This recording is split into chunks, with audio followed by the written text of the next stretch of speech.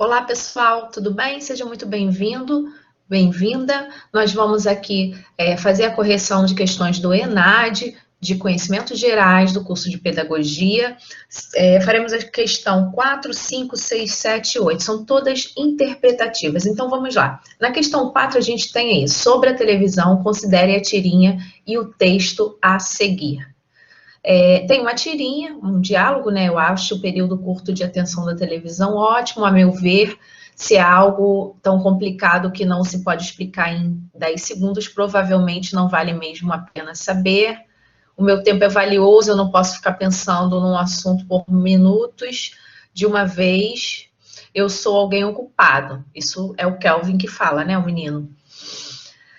E aí ele tá lá de frente à televisão vendo, né, assistindo TV, e o amiguinho dele fala que está sentado aqui há 3 horas, aí ele há 6 pensamentos por minuto.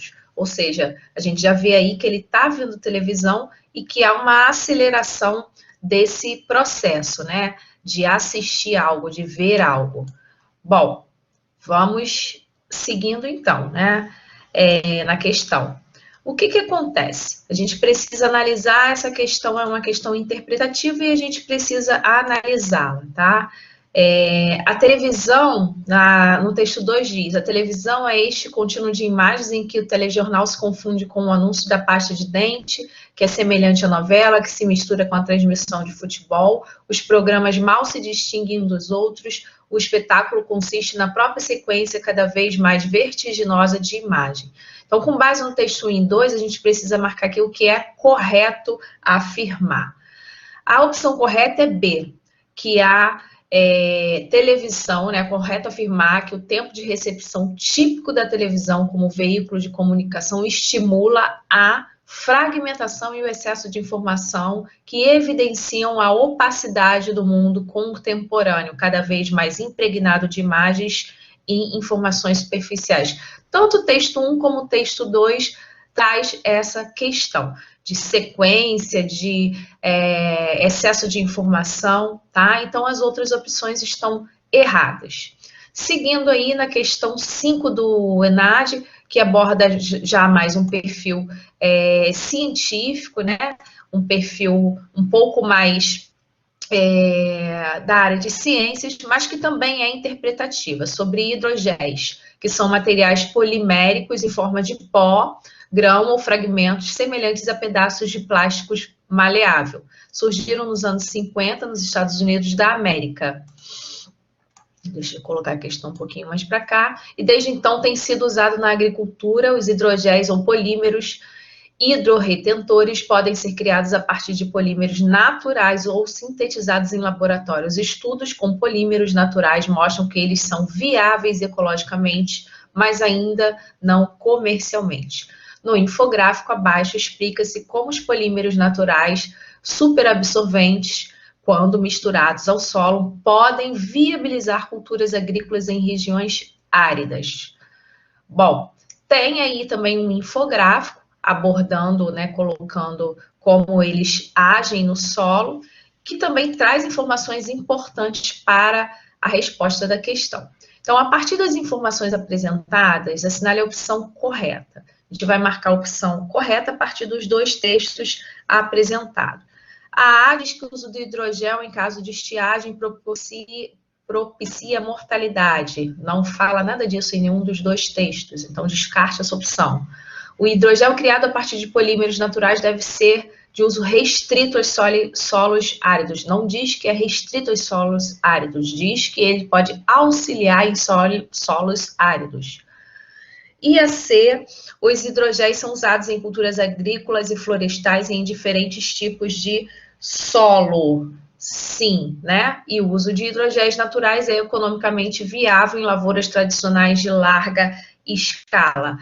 Bom, tem 2 opções aí que podem confundir a nossa mente. A correta é a C, tá, gente? Os hidrogéis são usados em culturas agrícolas e florestais em diferentes tipos de solo. A D, que pode confundir talvez um pouquinho mais, mas só é voltar lá no texto e ver que ele é economicamente viável, sim, mas não apenas em lavouras tradicionais de larga escala, ok?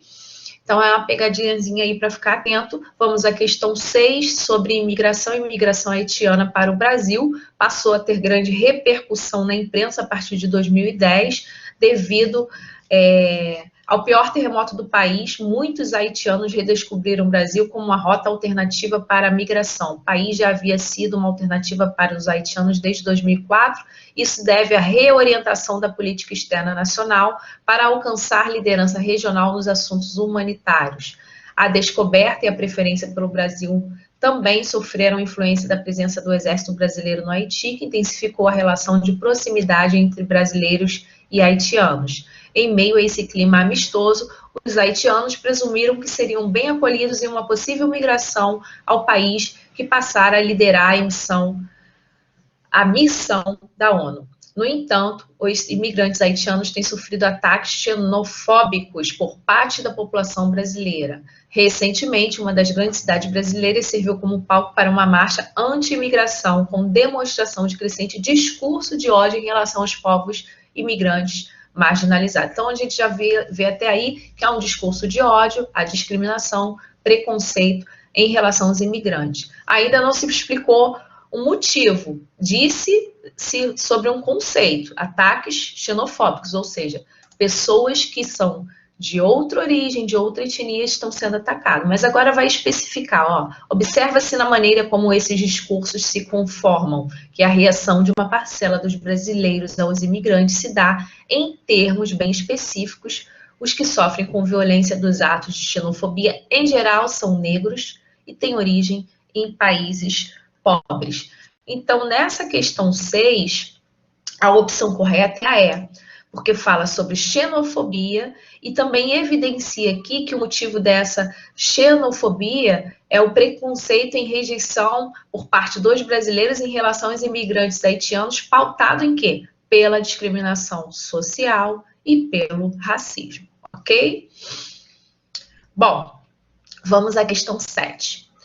A produção artesanal de panela de barro é uma das maiores expressões da cultura popular do Espírito Santo. A técnica de produção pouco mudou em mais de 400 anos, desde quando a panela de barro era produzida em comunidades indígenas.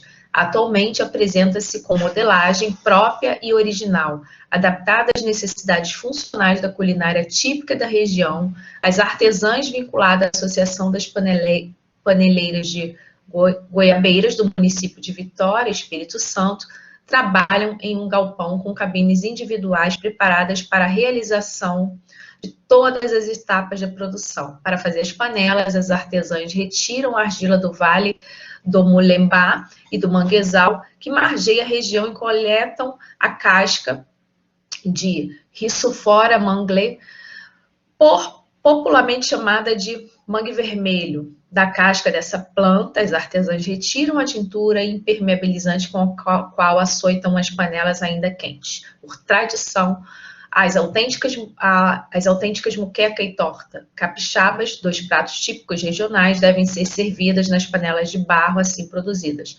Essa fusão entre as panelas de barro e os pratos preparados com frutos do mar, principalmente a muqueca, pelo menos no estado do Espírito Santo, faz parte das tradições deixadas pelas comunidades indígenas. Então, a gente percebe uma tradição da panela de barro, que vem de uma cultura indígena que existe no Espírito Santo, né? Uma técnica que mudou pouco durante 400 anos, mas mudou pouco, e tem uma fusão aí com a culinária capixaba. Segundo texto. Como principal alimento cultural na elaboração dos pratos típicos da cultura capixaba, a panela de barro de Goiabeiras foi tombada em 2002, tornando-se a primeira indicação geográfica brasileira na área do artesanato, considerada bem imaterial, registrado e protegido pelo Instituto do Patrimônio Histórico Artístico Nacional, IFAM, no livro de registro dos saberes, e declara Patrimônio Cultural do Brasil.